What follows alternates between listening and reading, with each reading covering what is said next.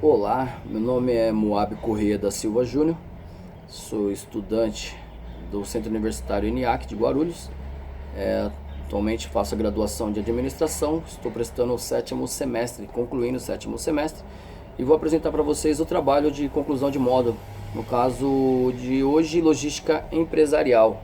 Vou estar falando um pouquinho aqui sobre logística empresarial e tudo que engloba, no caso, o trabalho que eu realizei. A empresa escolhida por mim foi a Bajo Games, né? Fundada em março de 2014.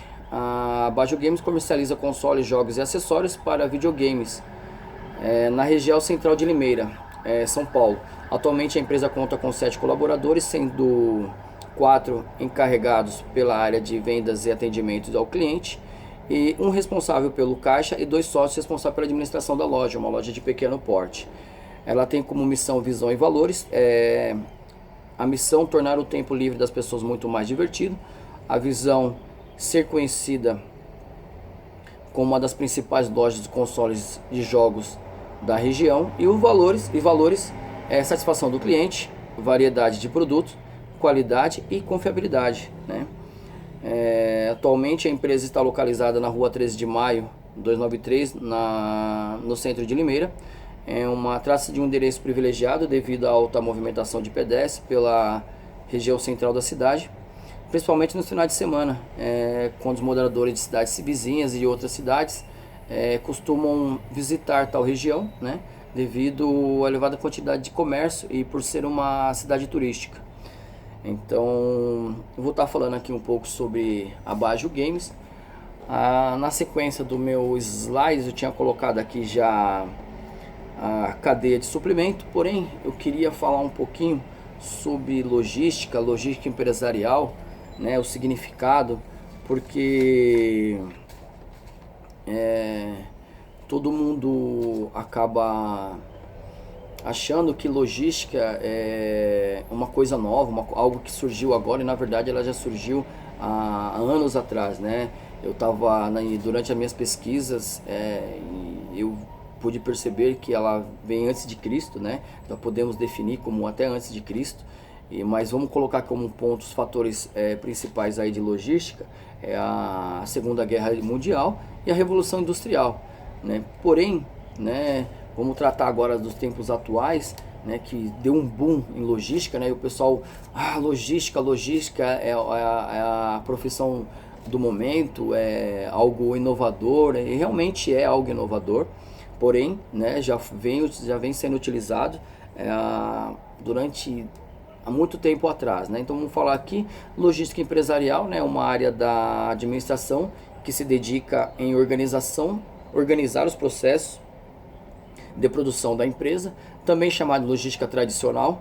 Ela propõe caminhos para melhorar a operação de produção da empresa, de maneira que aumenta a eficiência do trabalho feito e, consequentemente, a demanda e a oferta do produto, né? É um facilitador, né? E o pessoal acha que logística é somente levar um objeto do ponto A ao ponto B, ou do ponto X ao ponto Y, como queiram. E na verdade não é isso. Ela engloba vários fatores, né? Como posso falar para você, o planejamento, controle, ah, o uso de tecnologia, armazenamento, e diversos fatores aí para ser considerada logística, né? Vamos voltar aqui ao nosso trabalho.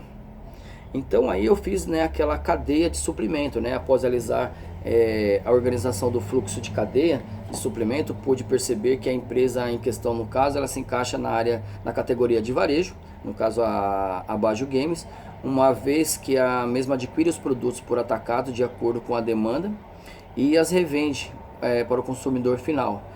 Desta forma, enquanto o produto é movimentado da fábrica para a distribuição e dos distribuidores para os varejistas, os pedidos costumam utilizar o caminho inverso da cadeia. Sendo assim, no caso eu coloquei na minha apresentação, né, como seria um fluxo de cadeia de suprimento, tá? E aí, vamos lá.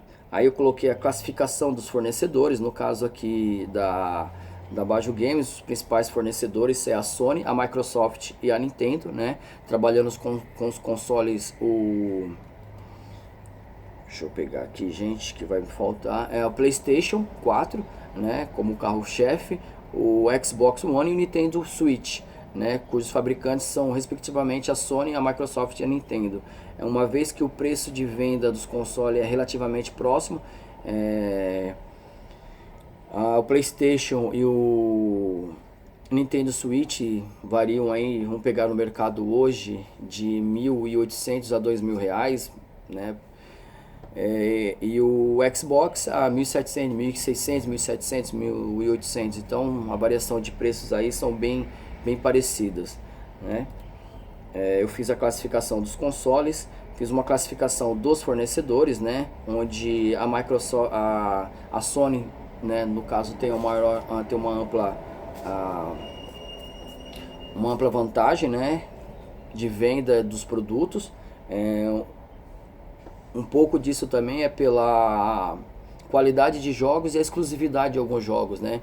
Onde alguns jogos são exclusivos da Sony, então você só pode jogar obtendo, no caso, o PlayStation 4, 3, no caso um console da Sony.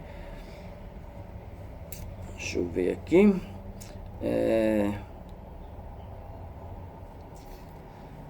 Eu fiz aqui, no caso, a classificação dos fornecedores, né? Eu coloquei aqui com preço, né? Preço, eles são, como eu falei anteriormente, são bem parecidos, né? O prazo, aí nós vamos falar aqui também um pouquinho do prazo de entrega, né? Porque o que acontece, a Sony e a Microsoft, elas têm fabricante dentro do país, ou seja, então o prazo de entrega para o vendedor final, no caso a Bajo Games, seria mais rápido, porque ela consegue o produto mais rápido. No caso da Nintendo, ela não tem não tem a fábrica aqui no país, então ela depende também da importação, e nesse caso também entra o nosso processo de logística, né? Aí eu coloquei aqui na sequência de slide o diagrama de Ishikawa. Aí coloca aqui a medida, métodos e pessoas, né? E no caso aqui ele vai estar indicando. Vamos falar um pouquinho sobre o diagrama de Ishikawa. Diagrama da causa e efeito, né? A espinha de peixe, como popularmente é falado, né? É uma ferramenta que tem como objetivo ajudar a equipe a chegar nas causas reais do problema, tá? E foi criado pelo engenheiro químico, o senhor Kaoru Ishikawa, em 1943. O objetivo dele era criar uma ferramenta que poderia ser utilizada por qualquer pessoa, né? O benefício é a melhor visibilidade do problema, indica possíveis causas, organização de ideias do grupo, né? No caso da empresa. Esse aqui é uma ferramenta boa para você estar colocando, para qualquer uma pessoa tá utilizando esse diagrama de Ishikawa, exatamente para uma ferramenta de fácil acesso, para você saber queda de venda, problemas no fornecimento, porque ela vai estar trabalhando com a medida, com métodos, com pessoas, com máquinas, com ambiente, com matéria. Então isso eu coloquei dentro do nosso trabalho aqui. Falando um pouquinho do nosso trabalho, né, vou colocar a medida, né, eu falei média, mas na verdade é medida, métodos, pessoas, máquinas, ambiente e matéria, tá? Até chegar no seu produto final. No caso aqui, no nosso caso aqui, foi na queda de vendas da empresa, onde ele consegue identificar essa queda de vendas. Aí depois eu falei das soluções dos problemas, que lá vem um outro tipo também, que é o 5W2H. Não sei se estou falando a palavra certa, mas foi como eu ouvi alguns professores falando em vídeos, e como eu também aprendi, que são os 5Ws, né, que são o que, né, por quê, onde, quem e quando, né? E o 2H, que é como e quanto custa, né? Basicamente é um checklist de determinada atividade que precisam ser desenvolvida com o máximo de clareza possível por parte dos colaboradores da empresa. Como que ele funciona? Ele funciona como um mapeamento das atividades, no caso assim, onde ficará estabelecido, o que será feito, quem fará o que, em qual período de tempo, em qual área da empresa vai ser feito, e todos os motivos pelos quais no caso a atividade vai ser feita, deve ser feita, né? Esta ferramenta é importante porque ela elimina por completo qualquer dúvida que possa surgir sobre o processo ou sua atividade em um meio ágil e competitivo, né? Porque hoje é muito rápido. Você tem que eliminar todo tipo de problema, qualquer tipo de controvérsia dentro desse processo, né? Então aqui eu coloquei dentro do meu trabalho como solução do problema, né, o 5W2H, tá? Vou repetir, né, que significa o que. No caso o H ele vem do inglês, tá? Que vai estar what, why e assim segue, né? Mas no caso aqui para nós, para ficar mais fácil, é o que, porquê, onde, quem e quando. E no caso o 2H é como e quanto custa, tá? Aí eu fiz aqui, né, uma previsão de demanda, né? A previsão de demanda, aí a previsão de demanda ela pode ser anual, semestral, trimestral, de acordo com a empresa. Aqui no caso aqui eu fiz uma de 2 anos, né? Uma previsão de 2 anos, tá? 2016 e 2017. Aí coloquei no caso os principais fornecedores aqui, no caso a Sony, a Microsoft e a Nintendo, né? Fiz uma previsão de demanda média, né, média de venda nos últimos 2 anos. Aí coloquei aqui uma média de vendas. Aqui falando da Bajo Games, ela tinha uma média de venda de 68 consoles em 2016 e passou para 2017 para 79, 78 de venda. No caso, com consoles da Microsoft, passou de 51, né, de 2016 para 58 em 2017, e a Nintendo passou de 51 a 62. Todos eles teve um crescimento, né, porque hoje a área de games é uma área que cresce muito. Hoje ela já virou até um esporte, né, então, e rentável, né, bem rentável. E a modernidade desses consoles, hoje eles funcionam como HDMI, como leitor de vídeo e assim, né, sucessivamente com vários outros segmentos. Aí vamos falar um pouquinho sobre previsão de demanda. É um dos principais desafios da gestão de uma empresa, né? Refere-se ao processo de antecipar o nível futuro, né? Quando você faz uma previsão de demanda, você está exatamente, no caso aqui como eu coloquei de 2 anos, você está tentando prever a sua faturamento ou venda futura, né? E isso é muito complicado dentro do mercado hoje, porque antecipar o nível futuro de procura por determinados produtos, como você pode antecipar isso? Então eu coloquei aqui uma ferramenta, né, para se ter uma base, né, no caso de 2 anos, como eu falei no início, ela pode ser feita anual, ela pode ser feita semestral, ela pode ser feita trimestral, né? Temos empresas aí que no período do ano ela faz a previsão semestral, né? Ela começa o ano e faz daqui para frente já para como vai ser o seu término do ano. Aí, seguindo aqui, eu fiz finalizando aqui a parte de previsão e demanda, né? Aí eu fiz uma previsão de demanda, no caso trimestral. Eu coloquei no caso os 3 primeiros meses, né? Trimestral, a quantidade de vendas e o volumes, né? E o volume total. Aí a Sony, no caso da Bajo Games, continua sendo o seu melhor fornecedor, o seu carro-chefe, porque trimestralmente ela teve uma média de 85 consoles vendidos, no caso a Microsoft de 62 e